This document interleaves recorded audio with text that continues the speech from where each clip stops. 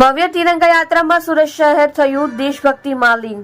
લાખો સંખ્યામાં ઉમટી જનમેદની. તિરંગા પદયાત્રામાં 1 લાખની જનમેદની ઉમટી. તિરંગા યાત્રાના માર્ગને દુલ્હનની જેમ શણગારવામાં આવ્યો.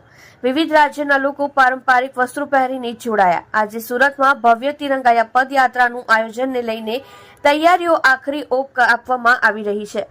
તિરંગા યાત્રામાં 1 લાખની જનમેદની ઉમટી પડી હતી. 2 કિલોમીટરની તિરંગા યાત્રાને લઈ વાય જંકશનથી લાલભાઈ ક્રિકેટ સ્ટેડિયમ સુધીના માર્ગને દુલ્હનની જેમ શણગારવામાં આવ્યું છે. યાત્રામાં પોલીસ બેન્ડ, અલગ અલગ વિભાગોના ટેબલો અને સાંસ્કૃતિક કાર્યક્રમનું આકર્ષણ જોવામાં મળી રહેશે. જે યાત્રામાં બીએસએફ, સીઆરપીએફ, રેપિડ ફોર્સ સહિત પોલીસના જવાનો પ્રથમ વખત સામેલ થવો જોવા મળી રહ્યા છે. તિરંગા યાત્રામાં 1 લાખની જનમેદની ઉમટી પડી છે.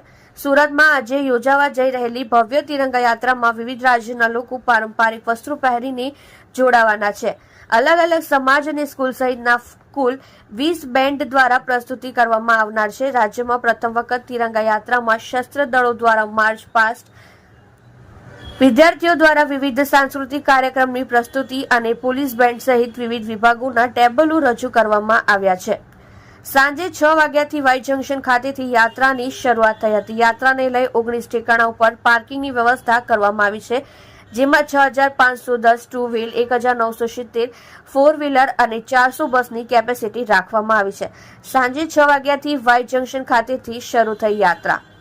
આ તિરંગા યાત્રામાં લાખોની સંખ્યામાં લોકો જોડાયા છે. કેન્દ્રીય મંત્રી અને પ્રદેશ પ્રમુખ CR પાટીલ સહિત ધારાસભ્યો અને સામાજિક આગેવાનો મોટી સંખ્યામાં જોડાશે.